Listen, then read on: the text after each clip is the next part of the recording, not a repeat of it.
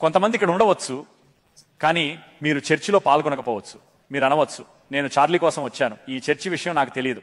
సరే, స్వాగతం. మిమ్మల్ని తెలుసుకోవాలనుకునే సృష్టికర్త ఉన్నాడు. అతను శాశ్వత జీవితం బహుమతిగా ఇచ్చాడు. మీ స్వభావం విరిగిపోయింది.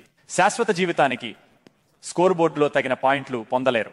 మీకు అంగీకరించగల బహుమతి ఉంది, అది మిమ్మల్ని అక్కడికి చేర్చగలదు. 4 మాటల్లో సువార్త అంటే యేసు నా స్థానాన్ని తీసుకున్నాడు. 3 మాటల్లో అంటే నాకు ఆయన. 2 మాటలు ప్రత్యామ్నాయ ప్రాయశ్చిత్తం. 1 మాట కృప. కృప అంటే ఏమిటి? మనం చాలా చెబుతాము, అద్భుతమైన కృప. సరే, మొదట న్యాయం అంటే ఏమిటో మాట్లాడదాం. న్యాయం అంటే మీకు అర్హమైనది పొందడం, జైలు శిక్ష. ఒక న్యాయమూర్తి వచ్చి మీరు దుకాణంలోకి చొరబడ్డారని చెప్పారు, నీకు 1 సంవత్సరం జైలు శిక్ష ఉంటుంది. దయతో నువ్వు జడ్జి ఎదుట ఉంటే వాళ్ళు అంటారు, నువ్వు దుకాణం బద్దలు కొట్టావు, కానీ నువ్వు 1 నెల జైలు శిక్ష అనుభవిస్తావు. అది శిక్ష తగ్గినట్లు. ఎవరైనా వచ్చి ఆ వ్యక్తికి నేను జైలు శిక్ష అనుభవిస్తానంటే నీ శిక్షలో దయ ఉంటుంది. యేసు మీకు అదే ఇస్తాడు.